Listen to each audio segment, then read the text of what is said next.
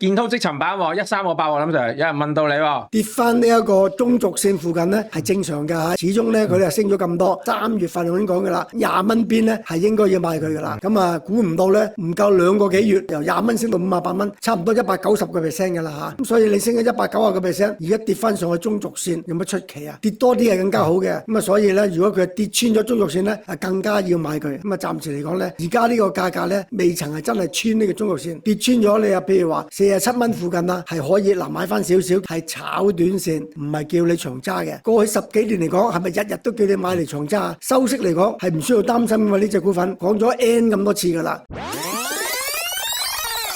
能夠賺得到真錢，先至能夠派得到高息，派得俾你嗰啲係真錢嚟噶嘛。咁所以呢啲賺真錢嘅公司就一定能夠派高息。咁頭先你可以講1888呢啲，講明話俾你聽，財務嘅風險係好低好低嘅。呢啲股份揸長線都 OK 嘅。咁所以如果接近保利交通道底線，呢一隻股份咧係可以吸納嘅。